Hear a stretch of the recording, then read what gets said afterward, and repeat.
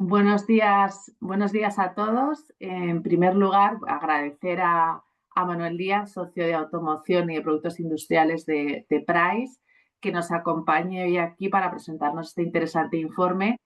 Un informe que presenta para Sernauto por segunda vez. Tuvo tanto éxito la primera vez, lo presentamos en la Automotive Meeting Madrid a mediados de octubre y, bueno, pues gustó tanto que le pedí que si por favor lo podía presentar en un webinar para todos nuestros asociados.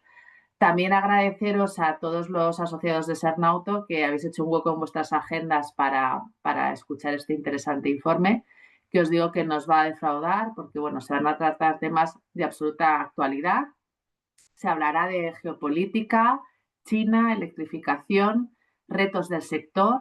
Se hablará, pues, por supuesto, de todos los temas de geopolítica que son ahora mismo de absoluta actualidad, como es el tema de las aranceles, las materias primas, por supuesto, qué está pasando en el mercado chino y todo el tema de la venta de vehículos eléctricos. Y también con una visión muy interesante sobre lo que el consumidor pues ve respecto a la venta de vehículos chinos y la penetración de esta tipología de vehículos en el mercado, tanto en España como en otras partes del mundo. Nada más, agradecer a Manuel y a Price su colaboración siempre tan cercana con Sernauto. Y nada, sin más, Manuel, te doy la bienvenida y bueno, pues te dejo para que puedas hacer la presentación. Muchas gracias. Muy bien, muchas gracias, Cristina, por la introducción. Buenos días a todos. Es un placer estar aquí hoy con vosotros. Como ha dicho Cristina, este informe lo presentamos en el Automotive Meetings en Madrid a mediados de octubre y bueno, encantado de volver a compartirlo con vosotros y espero que os resulte interesante. La idea es estar como unos 30, no mucho más, minutos comentando el informe y luego pues abrir un tiempo para vuestras preguntas si las hubiera y encantado a vuestra disposición. Si os parece, voy a compartir mi pantalla. Solamente mientras compartes la pantalla, comento que hay un chat donde podéis hacer algunas preguntas y entonces al final de la presentación de Manuel, pues procederemos a lanzarlas. Gracias. Entiendo que se puede ver, ¿no? Sí, se ve perfectamente. Bueno, como decía Cristina, hemos titulado este informe los temas que entendemos que ahora mismo están de absoluta actualidad en el sector, como son los temas geopolíticos, la situación de China, ¿no? Tanto en su mercado doméstico como en su expansión internacional y el avance de la electrificación. Y lo hacemos desde dos puntos de vista. Una primera, que tratamos de repasar un poco cuáles son esos retos principales, ¿no? Y os damos algunas cifras sobre la situación de cada uno de los aspectos que comentábamos. Y un segundo informe que sacamos en su sexta edición, que es el llamamos e-Readiness 2025, llevamos desde 2019. Al principio éramos muy pocos países los que nos adheríamos a este informe. Ahora ya son más de 28 mercados que prácticamente representan los mercados principales a nivel global, que tiene una perspectiva un poco diferente, como decía Cristina, que es desde el punto de vista del consumidor. Está basado en más de 20.000 entrevistas, ¿no? a diferentes usuarios o no usuarios del vehículo eléctrico en España y nos cuentan pues, bueno, sus planteamientos y sus pensamientos y nos gustaría daros una pincelada sobre este informe. Bueno, pues entrando en materia, yo suelo arrancar mucho con esta slide que viene a representar una de las características más peculiares de esta industria, ¿no? Que es el no crecimiento, ¿no? No crecimiento si lo miramos en número de unidades producidas, evidentemente no en euros o en la moneda que lo hagamos, ¿no? La principal característica es que probablemente la producción de vehículos para 2025 esté rondando los 91 millones de vehículos, ¿vale? Estas predicciones son a fecha de septiembre. Y si miramos atrás estos últimos 10 años, ¿no?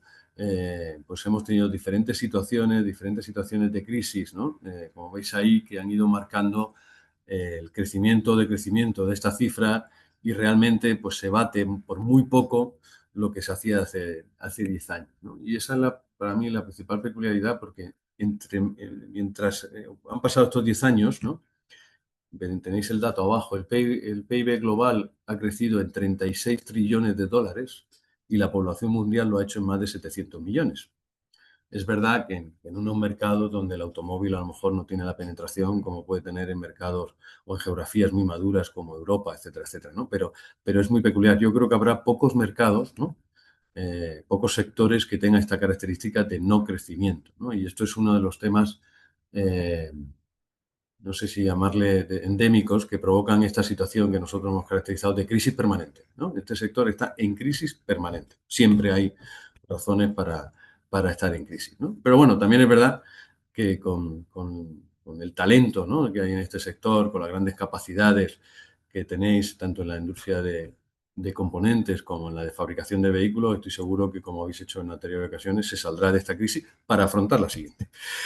Entrando más en detalle, si miramos cómo se han distribuido esas producción de vehículos desde una situación del 2019, ¿no?, a esa previsión en 2025, lo miramos en el gráfico de la izquierda, en la producción de passenger cars por geografía, aquí es donde vemos que no solo hay una situación, digamos, plana o prácticamente plana de crecimiento, sino que se está poniendo es una reconfiguración del panorama competitivo y productivo, ¿no?, donde Europa, pues como ya todos sabéis, pero que no sé si conocéis el dato, pues prácticamente ha dejado de fabricar, números redondos, 4 millones de vehículos respecto al 2019, aproximadamente un 20%, y China está absorbiendo una parte del crecimiento mundial, más toda esa fabricación, con 7 millones de vehículos más de los que se fabricaban en 2019, ¿no? Y esto es un dato que, ya digo, que todos probablemente conocíamos, pero que marca mucho qué es lo que está pasando a esta industria, especialmente a la industria europea, ¿no?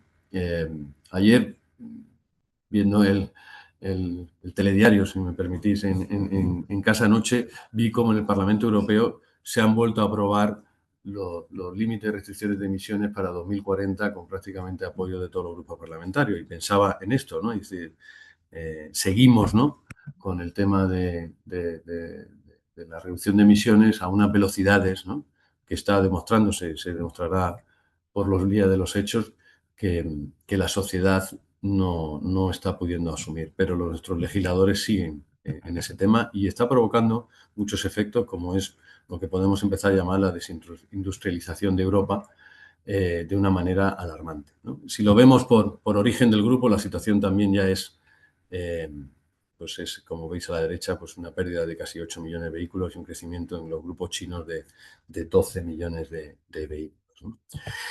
Entonces, al final, con esto veíamos que esta situación de crisis actual, que probablemente, no sé lo que opinan, no sé si ha habido otras crisis en el pasado que pudieran ser más relevantes que esta, pero esta tiene una multidimensión, ¿no?, que la hace de un nivel de complejidad, si no la más compleja, pues probablemente de las más complejas que el sector ha afrontado, ¿no? Tenemos temas de situación de geopolítica, ¿no?, como es el tema de los aranceles, la situación de las materias primas y los materiales raros, el tema, por supuesto, de China, y por no entrar aquí también el tema, todo el tema regulatorio, ¿no?, que especialmente en Europa nos afecta, y luego estos vaivenes con la recuperación o el crecimiento del avance de la electrificación, si realmente estamos en una fase de recuperación o no, ¿no? Yo creo que estos son varias dimensiones del problema, ¿no?, de la situación, que lo hacen de una complejidad absolutamente extrema, ¿no? Y vamos a tratar de dar una pincelada por cada uno de estos puntos, ¿no? Arrancando por la parte geopolítica, es verdad que desde el punto de vista de lo que hemos vivido este año, ¿no?, que estamos ya casi en la fase final, o estamos en la fase final, el tema parece que está estabilizado, ¿no?, a partir de este verano, ¿no?, y ya sabemos a lo que atenernos por ahora, hasta que el presidente Trump decida lo contrario, pero hemos vivido unos primeros 6 meses de auténtica locura, ¿no? Y al final la consecuencia es que esto tiene un impacto en incremento de los vehículos, ¿no?, que se importan a Estados Unidos, tanto de Europa como de Estados Unidos y de Canadá, y que implica sobre todo a los grandes fabricantes europeos, ¿no? Estos son los datos en la tabla de la izquierda, ¿no? Con datos de 2024, cuáles fueron las ventas totales de los grandes grupos en el mercado norteamericano y cuál es su porcentaje de vehículos importados, ¿no? porcentaje en valor absoluto, y el origen, ¿no? Cuántos venían de Europa. El otro fundamentalmente se refiere a Estados Unidos, a Canadá y México, fundamentalmente donde pues, todo el grupo Stellantis, ¿no? Tiene casi la mitad de lo que vende, ¿no? El 41% son vehículos importados, fundamentalmente de Estados Unidos, de Canadá y México. El grupo Renault, Nissan, Mitsubishi, que básicamente entiendo que es por la parte de Mitsubishi, no sé si de Nissan, pues el 100% viene de sus fábricas que están en la frontera con Estados Unidos, un 51%, el grupo Volkswagen, Mercedes-Benz y BMW, ¿no? Y al final estos datos lo que hacen es, bueno, pues los movimientos que se están produciendo ahora y que veis algunas noticias que hemos querido recoger en la derecha, que además esto ya pasó en los años 80 con la administración Reagan, que hizo un movimiento muy parecido cuando las marcas japonesas empezaron a importar vehículos a Estados Unidos, pues amenazó con unos temas de aranceles, lo cual provocó que Toyota fundamentalmente y otras se instalaran en Estados Unidos y desarrollaran factorías para la fabricación local, y es lo que, bueno, pues estos grupos están haciendo, ¿no? Cómo pueden incrementar su capacidad productiva en Estados Unidos, porque es un mercado pues, muy importante, ¿no? Y que no pueden permitirse que esta situación cambie, ¿no? Bueno, probablemente en esto, si lo miramos desde este punto de vista, pues no sé si era el objetivo de la administración norteamericana, pero habrá conseguido el objetivo, que es mover producción hacia Estados Unidos, lo cual a Europa no nos viene bien, si lo miramos desde un punto de vista europeo, ¿no? Porque al final las inversiones de estos grupos pues, se están destinando donde se están destinando, ¿no? Si avanzamos y entramos un poco en China, ¿no? Yo creo que uno de los principales eh,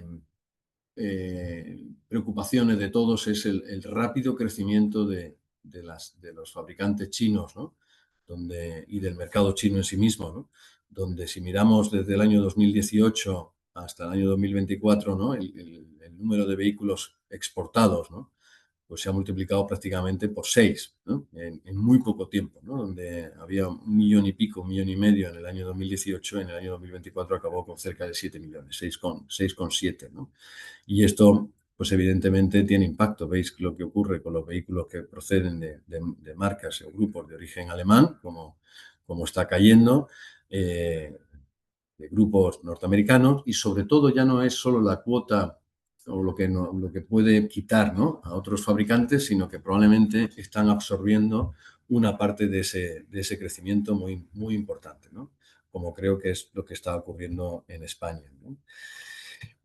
Profundizando en la situación de China y mirando su mercado doméstico, que es otra peculiaridad, creo que es muy interesante.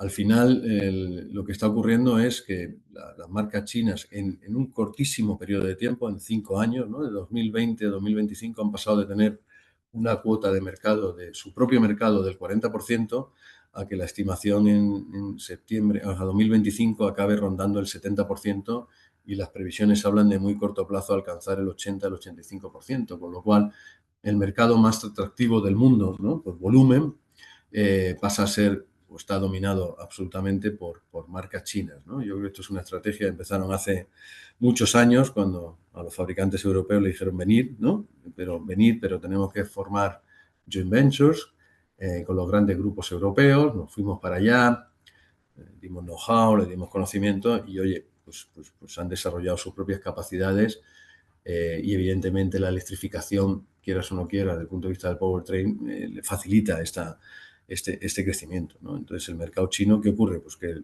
si las marcas de origen europeo pues están perdiendo, como ya sabéis, cuota allí, ¿no? Y algunas marcas, sobre todo en el segmento premium, están sufriendo muchísimo. Y entonces empezamos a tener otra característica de este mercado: tenemos crisis en los 3 grandes mercados, ¿no? Europa, porque se fabrican casi, pues eso, un 20% menos de vehículos de situación pre-COVID. Estados Unidos, por la situación de los aranceles, que estaba un poco exenta y que ya había recuperado casi los niveles pre-COVID. Y el mercado chino, donde, bueno, podemos decir de una manera, no sé si exagerada, a los europeos nos están sacando del mercado, ¿no? ¿Qué ocurre en Europa? Bueno, en Europa, pues que básicamente lo mismo que ellos están creciendo en su propio mercado, han entrado con fuerza. En España Si miramos los datos a cierre de septiembre, en octubre era prácticamente igual. Las 4 o 5 grandes marcas chinas que todos conocemos, no quiero hablar de nombre de marcas, suman ya un 8% de la cuota. Un 8%, han pasado del 3,3 en 2023 al 8 en 2025, con crecimientos absolutamente espectaculares y continúan ese crecimiento. Se habla ya de nuevas marcas que entran en el mercado a partir de 2026. Y esto es una realidad. En Europa quizá el porcentaje pues es menor, está en torno al 4. Han elegido España probablemente por diversas razones, desde el punto de vista logístico, desde el punto de vista que es un mercado súper competido, ¿no? Competitivo, donde ninguna marca tiene grandes cuotas, ¿no? Y tenemos además un mercado muy sensible, muy sensible al precio, y es una de las principales ¿no? Propuesta de valor del vehículo chino, ¿no? Tener coches razonables o buenos, ¿no? A unos precios muy por debajo de sus comparables de otras marcas, ¿no? Y esta situación me temo que, bueno, me temo, o no me temo, quiero decir que también tenemos que estar en un mercado donde la competencia es sana, si la competencia se produce con reglas similares, ¿no? Pero creo que esta situación solo puede crecer en los próximos años, ¿no? Si miramos un poco a cómo se estructura el mercado chino desde el punto de vista de las marcas, ¿no? Y todos sabemos que hay decenas de marcas, tenemos que hay grandes grupos, 20 grupos que dominan el mercado, casi el 95%, con 60 marcas, es decir, que es otra característica del mercado chino, es decir, que los grupos pues, son multimarca, ¿no? Y lo tenéis ahí a la derecha, no sé si se ve bien los logos. Y la otra gran característica que todos conocemos es el ownership de estas marcas, ¿no? Tenéis a la izquierda, en el gráfico de la izquierda, clasificadas cada grupo con si es pública, que es la letra A, si es pública pero de origen regional, ¿no? De las grandes regiones de China, y el C si es privado, ¿no? Las grandes marcas, bueno, pues hay una parte muy importante, prácticamente todas, ¿no? Menos BYD, ¿no? Si miramos el top 10, donde prácticamente son públicas o bien de carácter nacional o bien de carácter regional.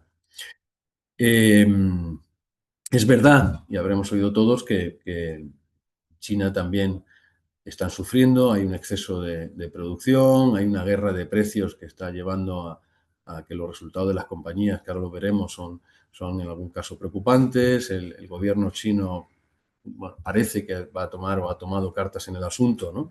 para solucionar esta sobrecompetencia que ha implicado una bajada de precios terrible, ¿no? Para sacar las producciones al mercado, y que probablemente conllevará a un proceso de consolidación más pronto que tarde del mercado chino, y donde habrá menos marcas o menos grupos que son los que sobrevivan a esta situación. Desde el punto de vista de los resultados económicos, ¿no? Veis aquí con los datos del primer semestre de 2025 y de los volúmenes bueno, está en moneda china, ¿vale? De las principales marcas, la gráfica en amarillo es el margen neto de estas compañías, ¿no? Y donde veis compañías que realmente están sufriendo o tienen márgenes muy estrechos que a medio o largo plazo, evidentemente, limitan su competitividad, ¿no? Por la capacidad de generar caja, ¿no? Y esta es la situación que como decía, pues probablemente provoque esa reconfiguración del panorama competitivo en el mercado chino, y también eso nos afecte en Europa en la llegada de nuevos players, ¿no? ¿Qué está ocurriendo a nivel de las capacidades productivas, ¿no? Esta es una evolución desde hace 20 años prácticamente, de cuál es la utilización de la capacidad productiva de las fábricas por origen del fabricante, ¿no? Tenéis la primera línea en color negro, espero que se vea bien, es fábricas por origen de marcas alemanas. La gráfica de en medio es de otras marcas europeas, y la última, que es la de color más naranja, las marcas chinas, ¿no? Y claro, evidentemente todos estos datos que estamos hablando tienen impacto en la utilización de la capacidad productiva y, por tanto, indirectamente en vuestro negocio, ¿no? vemos que la capacidad o la utilización de la capacidad productiva en marcas de origen alemán, si miramos en una situación pre-COVID, ¿no?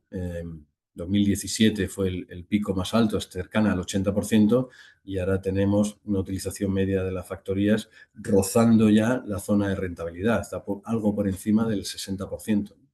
Y eso es donde empieza a ser preocupante. Y creo que vuestro presidente de vuestra asociación, Sernauto, el señor Puyol, lo ha dicho, o yo por lo menos lo he oído decir en varias ocasiones. En Europa el exceso de capacidad productiva equivale más o menos a 6, 7 fábricas que sobran, con lo cual ahora lo que se está produciendo es el proceso de reestructuración que evidentemente las compañías tienen que cometer porque tienen que salvaguardar su resultado y responder a sus accionistas. Esto está claro, ¿no? Y por otro lado, veis cómo la línea de color naranja, que es la de las marcas de origen chino, pues solo hace crecer, ¿no? Y que han estado muy por debajo, tienen capacidades productivas muy importantes, pero que están alcanzando ya los niveles de rentabilidad.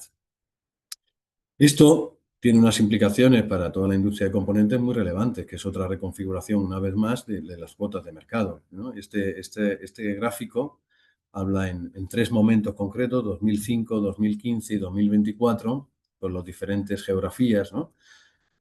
Cómo es la cuota de mercado de los grandes proveedores, ¿eh? Evidentemente aquí no está analizado todo el mercado, pero vemos cómo en los grandes territorios, pues sobre todo, evidentemente, el mercado de proveedores chinos pues está prácticamente inexistente en 2005, inexistente, a adquirir una cuota del 12% del 2024, como los proveedores alemanes o de origen alemán están sufriendo, perdiendo cuota, los europeos también, y el resto, fundamentalmente japoneses, también. Quiere decir que al final, desde el punto de vista de la industria de componentes, todo lo que estamos viendo en la fabricación de automóviles se va a reflejar o se está reflejando en esa industria de componentes, y también esta situación pues solo puede crecer, ¿no?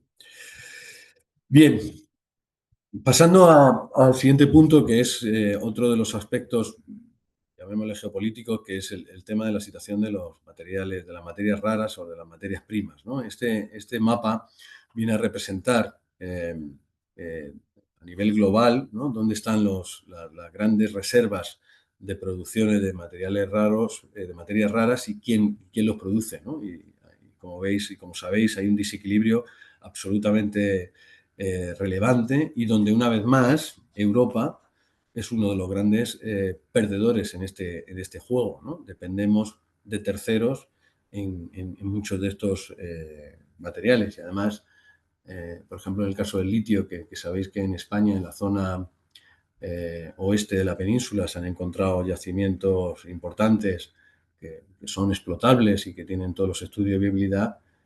La burocracia administrativa de los diferentes estamentos pues hacen que un proyecto desde que se inicia hasta que se empieza a producir, pues pasen entre 7 y 10 años, ¿no? Con lo cual, una vez más, mermamos nuestra capacidad de competencia y de una situación muy estratégica, ¿no? Y que por eso la Unión Europea lanzó hace unos meses un plan, ¿no? para intentar favorecer el desarrollo de estos proyectos y financiarlos, etcétera, etcétera, porque estamos en una situación donde, bueno, dejamos de tener control de toda la cadena de valor. La cadena de valor, especialmente para el automóvil, va a estar en otras manos y no va a estar en manos europeas, y esto es absolutamente preocupante para el futuro.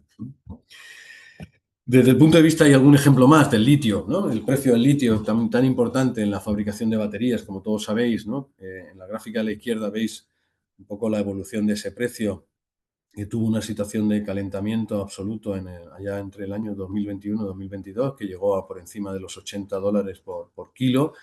Ahora está más estabilizado en el entorno de los 10, $11 por kilo, ¿no? Lo cual podría considerarse como una buena noticia por el impacto que tiene en el coste de las baterías, que no es menor, sobre todo con la batería de los vehículos que ya tienen más premium o de segmento medio, ¿no? Que tienen una gran cantidad de litio entre sus componentes. Y esto que parecía que puede parecer bueno, y lo es, ¿no? Para la adquisición de estos materiales, aunque sea terceros, hay que seguir observándolo, y tampoco se puede deteriorar mucho. Es decir, el break-even para el lanzamiento de nuevos proyectos, fundamentalmente en Europa o también en otras partes del mundo, evidentemente, como podéis imaginar, depende del precio del litio, ¿no? Y un precio del litio de mercado por debajo de los 10 euros el kilogramo, empieza a notar la rentabilidad de esos proyectos. Y bajamos por debajo de 8 y algo, bueno, los proyectos empiezan a ser no rentables, por lo tanto no son financiables y por lo tanto no se van a hacer, con lo cual tampoco nos interesa un precio del litio desde el punto de vista de la competitividad europea muy bajo, ¿no? Avanzando un poco en la situación de la electrificación, en este gráfico de la izquierda comparábamos el avance también desde la situación pre-COVID de los vehículos totalmente eléctricos, los BEV y los plug-in hybrids, comparando China y Europa, ¿no? Donde se ve, aprecia a simple vista ya no solo el tamaño de las barras, que lógicamente su mercado es muy importante, sino la curva de crecimiento, ¿no? Es decir, que ellos están creciendo y además de manera muy relevante también en el híbrido enchufable, ¿no? Y más recientemente con el powertrain de batería de rango extendido, ¿no? Que parece que allí se está triunfando de manera muy importante. Al final hace que en 2024 el mercado chino acabara con una cuota de vehículos electrificados del 48%, creciendo, ¿no? Cuando veis comparado con el año anterior, casi 12 puntos, ¿no? De los 36 de 2023 a los 48. Sus ritmos de crecimiento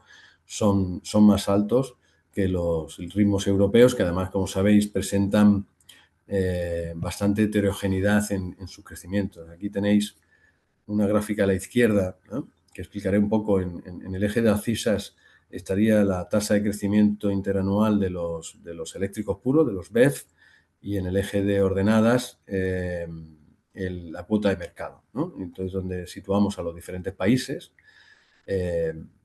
La situación, la verdad, es que en España, esto es a septiembre de 2025, en España en este año se está produciendo este fenómeno de donde prácticamente se están doblando la cifra tanto de cuota de mercado por un crecimiento rozando el 100%, en el 90%, tanto en BEV como en híbrido enchufable. Es una situación que también está producida por de dónde partíamos, siendo uno de los mercados más importantes europeos, y se puede hablar de otros factores, el tema de las ayudas, el tema de las restricciones en las grandes ciudades, la entrada de algunas marcas chinas con vehículos eléctricos a unos precios más afrontables, pero la realidad es que España, como de los grandes mercados, lidera esas tasas de crecimiento, y donde vemos comportamientos muy dispares en Europa, ¿no? Donde Alemania vuelve a crecer al 40%, donde Francia, la veis en la izquierda, prácticamente o está plana o tiene un pequeño decrecimiento, donde Italia sigue ni en tamaño ni en crecimiento, sigue sin, digamos, tirar el crecimiento del vehículo eléctrico, y luego, por supuesto, los países nórdicos arriba, ¿no? Noruega y Dinamarca con cuotas de mercado ya cercanas al 80, al 90 o al 100%. Con lo cual, comportamientos absolutamente dispares, tasa de crecimiento. Está muy influenciado la tasa de crecimiento por el tema de las ayudas. Yo creo que Francia está sufriendo el cambio del modelo de ayudas que se planteó hace algún tiempo. Y luego ese desequilibrio se manifiesta también en la cuota de mercado de los híbridos enchufables, ¿no? Donde vemos la barra roja sería la cuota de mercado, y el número a la derecha, verde o rojo, es su tasa de crecimiento respecto al año pasado, ¿no? Entonces, tenemos cuotas de mercado donde en Europa la media está en el 9%, en China, en España va muy pareja a la del híbrido, a la del eléctrico puro, 10,9, 9,10, ¿no? Con crecimientos también que doblan los datos del año pasado. En Alemania con un 10%, Reino Unido con un comportamiento similar, con tasa de crecimiento más baja, pero luego tenemos casos como el de Bélgica, el de Francia, con decrecimientos muy importantes, ¿no? Que probablemente, como digo, están asociados al tema de las ayudas, ¿no? Pues bien, hasta aquí, tratando de dar un repaso a esta situación de los grandes retos del sector, unas pinceladas de cada uno de los puntos, ¿no? Y ahora simplemente abordar Este informe lo tenéis creo que está en la web de PwC, pero os traía aquí un poco los titulares de este estudio, que básicamente lo que hace es, lo explicaré aquí, como digo, esta es la sexta edición, hay 28 países que se han adherido de nuestra red al estudio, son principales mercados en prácticamente toda Europa, Estados Unidos, India, Middle East, Australia, prácticamente todos los grandes mercados. Está hecho sobre passenger cars, evidentemente la tecnología no puede ser de otra manera, electrificados, eléctricos, híbridos enchufables y aproximadamente 18.000 entrevistas a diferentes tipos de usuarios. Esos usuarios, que es lo que llamamos el punto de vista del consumidor y que creo que es importante entender lo que piensa el consumidor de una manera estructurada. Alguien puede decir que el tamaño de la encuesta no es muy relevante para ser una encuesta global y puedo estar de acuerdo, pero nos da por lo menos tendencias de por dónde se comporta el consumidor y si hay diferencias que entendemos que sí, en las diferentes geografías del planeta, ¿no? A los consumidores los diferenciamos en tres grandes grupos o clústeres. En la izquierda, aquellos que son propietarios de vehículo eléctrico. En medio, los que declaran que en los próximos 5 años, como máximo, van a comprar un vehículo eléctrico. Y los escépticos, que son aquellos que declaran que no van a comprar un vehículo eléctrico. Y tratamos de caracterizarlo, ¿no? en las siguientes slides. Aquí la principal curiosidad, a mi modo de entender, es que si veis a la derecha los escépticos, ¿no? Ahí tenéis en las diferentes barras el total, ¿no? Agregado, que va decreciendo, ¿no? Ese número de escépticos va decreciendo del 32% en el 23 al 26% en el 26, y los tenéis por los grandes territorios, Asia-Pacífico, Europa, Middle East, América, y luego queríamos caracterizar España, ¿no? Bueno, pues España es la única territorio donde esos escépticos crecen, y crecen de manera no menor, crecen casi 5 puntos del año 2023 al año 2025. Y esto, bueno, pues es un síntoma, y yo creo que nuestros legisladores tendrían que tener en cuenta de al final por mucha legislación que pongamos podemos forzar, pero el consumidor es soberano, ¿no? Y toma sus decisiones. A veces no tiene mucho margen para tomar esas decisiones, pero lo que nos está diciendo esto es que bueno, al menos en los próximos 5 años, estamos en 2025 hasta 2030, hay un 30%, si extrapolamos los resultados de la encuesta, que como yo digo, pues tiene un índice de confianza que no es el más fino, pero nos da una tendencia, un 30% de los españoles que dicen que no van a entrar. Y hay un 63% que dicen, oye, yo sí creo que voy a ser potencial cliente, que también decrece en España, ¿vale? También es verdad que nuestros propietarios de VE crecen más que en otros territorios. ¿Cómo son el perfil de estos grupos, ¿no? Al final lo hemos caracterizado por 5 grandes variables, luego vemos algunas preguntas más. Están los propietarios de vehículo eléctrico, tienen una renta bruta anual de media a nivel global de más de 100.000 euros, ¿no? Con esos números que veis ahí, y la principal diferencia es que España, el propietario de vehículo eléctrico, tiene una renta media de la mitad aproximadamente, ¿no? De unos 49, 50.000 euros.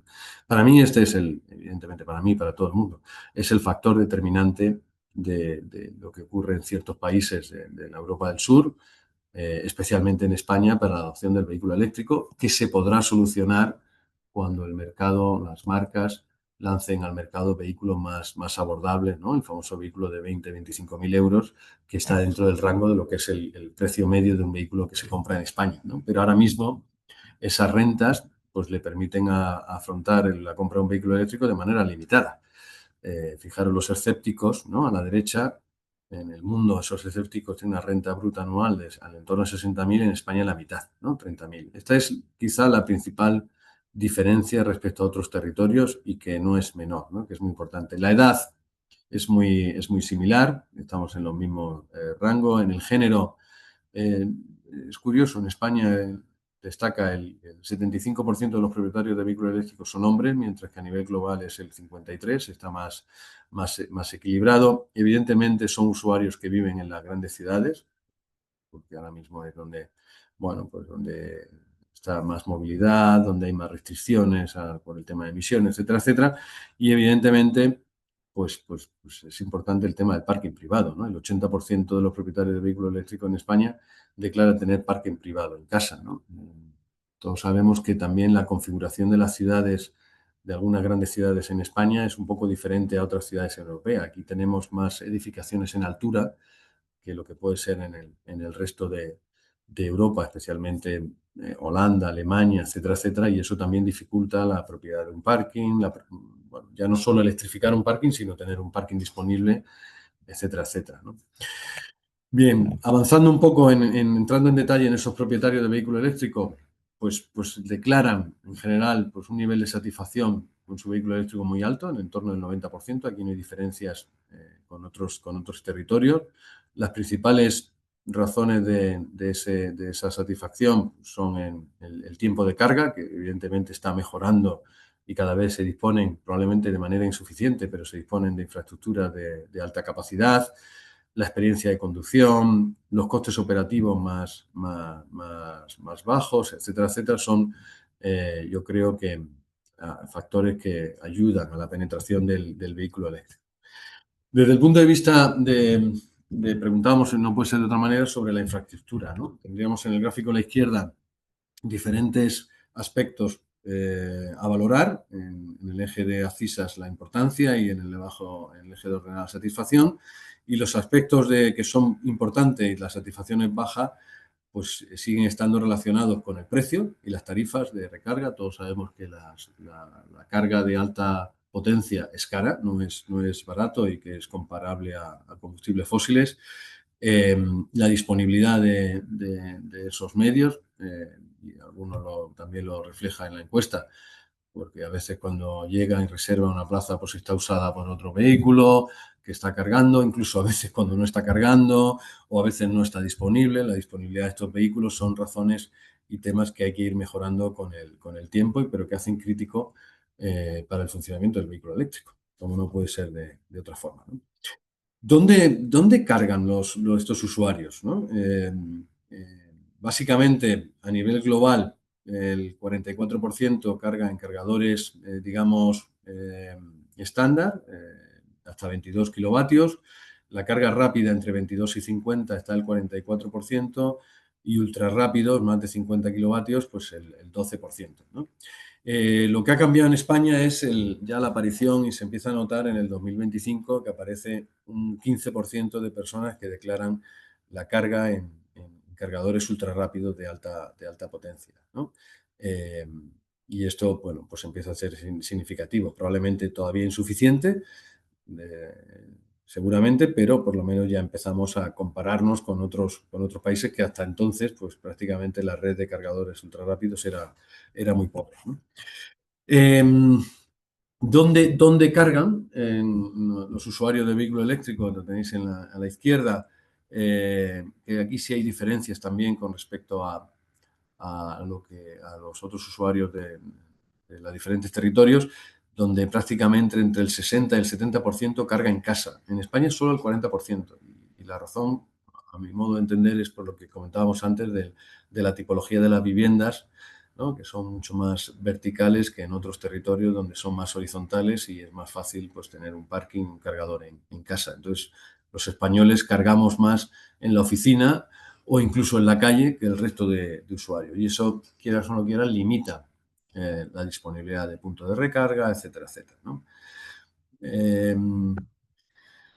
Respecto a los potenciales clientes de vehículo eléctrico, pues los clasificamos en 5 grandes grupos en función de estos valores, ¿no? Su conciencia medioambiental, su predisposición a la tecnología, si son la sensibilidad al precio o el uso que hacen del vehículo.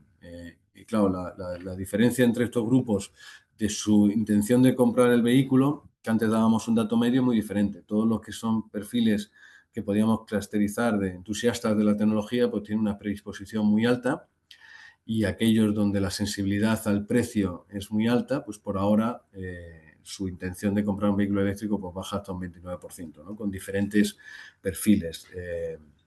Y sus preferencias también varían entre un vehículo puramente eléctrico y un híbrido enchufable, ¿no? De manera inversa.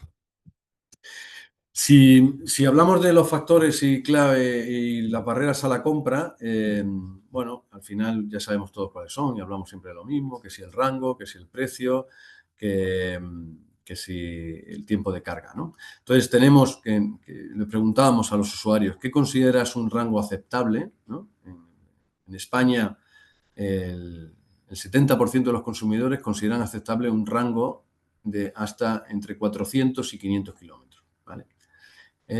Aquí también la geografía de nuestro país, ¿no? Sobre todo en las grandes ciudades, Madrid, por ejemplo, que está en el centro, obliga a desplazamientos no menores, ¿no? Menor 400 hasta 700 kilómetros, ¿no? Lo cual eso también limita cuando la familia pues, solo puede tener un vehículo, etcétera, etcétera, con lo cual exigimos rangos más elevados. Respecto al tiempo de carga, los españoles decimos que consideramos un tiempo de carga aceptable entre 20 y 30 minutos. Claro. Eso solo ocurre en cargadores rápidos, ultra rápidos, con lo cual estamos muy lejos de tener esa situación, ¿no? Estos son factores importantes, ¿no? Bien, yo aquí en esta slide me centraría, por ir rápido, cuánto espera pagar por el próximo vehículo eléctrico, ¿no? Y aquí también hay diferencias, evidentemente está ligado al tema de la renta de los españoles respecto a los europeos, ¿no? En los españoles hablamos de que casi un 70% esperamos un precio inferior a 30.000 euros, ¿no? Mientras que en Europa, en EMEA, es solamente el 50%. Para nosotros, por nuestra distribución de renta, somos muy sensibles a este precio, con lo cual puede ser una buena noticia si empiezan a llegar en el 26, en el 27 vehículos que estén en ese rango con autonomías razonables, etcétera, etcétera, pues es verdad que puede permitir el avance de la electrificación, ¿eh? Mientras tanto, seguiremos hablando, pues eso, de los volúmenes como tenemos hasta ahora. Bien, bueno, sobre los escépticos os lo podéis imaginar, ¿no? Aquellas razones que el propietario o el potencial cliente las declara como positivas, el escéptico las declara como negativas, es decir, elevados tiempos de carga, la incertidumbre acerca de la vida útil de la batería es muy relevante, aunque es verdad que bueno, todo el tema que se está desarrollando alrededor del reciclaje de la batería, estamos viendo cómo las baterías están durando más de lo que inicialmente creíamos que iban a durar, pero evidentemente la vida útil de la batería es importante. El otro día hablaba con una compañía de seguros que hablaba de que iban a revisar el precio de sus pólizas para el vehículo eléctrico por la situación de las reparaciones que están provocando ciertos siniestros en las baterías, ¿no? Y que están encareciendo su responsabilidad de manera importante. Y puede ser que produzcan un impacto hacia arriba del coste de las pólizas. Bien. Bien, en definitiva, bueno, esta es la situación desde el punto de vista del consumidor y muy brevemente también hacemos un índice que es el e-readiness, que es la predisposición desde el punto de vista de país al avance de la electrificación en 4 grandes bloques: incentivos gubernamentales, infraestructura, oferta y demanda, con 13, 3 y 3, 6 y 4, 10, 14 indicadores para medir esos indicadores y comparamos cada uno el avance de cada país, ¿no? Y como no puede ser de otra manera, pues Noruega aparece en primer lugar. En España estamos en la situación de la tabla medio alta, ¿no? Donde hemos avanzado algo respecto al año pasado. Evidentemente la infraestructura ha mejorado, como digo, todavía insuficiente, pero ha mejorado, ¿no? Y establecemos una comparativa entre los países para ver esa situación de preparación para el avance de la electrificación. Aquí tenéis el detalle, luego lo tendréis en el informe por país de cuáles son esos grados esos indicadores, ¿no? Y cómo los ponderamos. Y al final, como conclusiones, por dejar algunos minutos para las preguntas, pues el perfil de los consumidores, como he dicho, de los propietarios del vehículo eléctrico, es un hombre de 45 años con una renta media de 50.000 euros que vive en el centro de la ciudad y tiene parking privado. La satisfacción de los propietarios del vehículo eléctrico es muy alta, aunque les preocupa fundamentalmente precio, disponibilidad, ubicación de la infraestructura. Quieren cargar en 20-30 minutos en los tiempos de recarga y esperan pagar entre 20 y 30.000 euros, ¿no? Y desde el punto de vista de los escépticos, como decía, la inversa de las situaciones. Muy bien. Bueno, hasta aquí un poco el repaso de lo que queríamos, tanto de la situación del sector como este informe de la predisposición a la electrificación. Y ahora, Cristina, pues totalmente disponible para cualquier tipo de preguntas, si las hubiera. Fenomenal. Pues mira, tengo dos, ¿vale? Una que es un poco de sacar la varita mágica, porque estamos todos ahora mismo esperando a saber qué va a hacer Europa, ¿no? En este momento va a haber una revisión de los objetivos a 2035. ¿Consideras o crees que va a dar una cierta flexibilidad al tema, pues eso, a que los objetivos se puedan alcanzar desde la neutralidad tecnológica? O sea, ¿cuál es un poco la visión que tiene Price de este tema? Ahora tenemos una revisión en diciembre. Bueno, es la pregunta del millón de dólares, ¿no? Quiero decir, si tuviéramos la respuesta, probablemente tuviéramos la seguridad de la respuesta, no estaríamos aquí, pero yo coincido un poco en lo que se ha dicho, por ejemplo, en el foro que ha habido en Madrid esta semana, ¿no? Y que esto, al final, los datos y los hechos nos llevarán a aplicar el sentido común y que tiene que haber cierta racionalidad, ¿no? En la velocidad para alcanzar esos objetivos, sin renunciar a esos objetivos, ¿no? Que es un poco el mantra que prácticamente todo el mundo está planteando, pero lo que hay que ver es los hitos intermedios, ¿no? Y los objetivos finales, ¿no? Yo entiendo que sí, que lo habrá. Como habéis visto, el desequilibrio en Europa es enorme. Hay todavía países que están decreciendo, como Francia, ¿no? Es uno de los grandes mercados. Italia no termina de arrancar. Quiero decir, estamos hablando de grandes mercados. Está fenomenal que los noruegos y los daneses estén arriba, pero Europa es mucho más que Noruega y Dinamarca. No, en esa línea están presionando países como Alemania, ¿no? Polonia, Italia, ¿no? Que son también grandes países europeos para Espero que que se revise. el sentido común impere en la toma de decisiones de nuestros legisladores y hagan lo que tienen que hacer. Muy bien. Y luego la segunda pregunta es, ¿qué opinión tienes sobre el tema de los ICAs, ¿no? Que es algo que también ahora se está ahora mucho en la prensa, que pues fabricantes, pues Stellantis, Renault, ¿no? Están un poco hablando del tema de los ICAs, que puede ser una solución del vehículo eléctrico bajo coste europeo, parecidos a los compactos japoneses. ¿Qué opinión tienes al respecto de esta tipología de vehículos? ¿Crees que puede ser una de las soluciones? A ver, realmente, no, sinceramente, honestamente, no tengo una opinión clara porque no nos dedicamos a analizar el portfolio de los fabricantes, pero lo que sí está claro es que hay que hacer algo diferente. Quiero decir, el mercado europeo ha cambiado mucho, el mercado global también.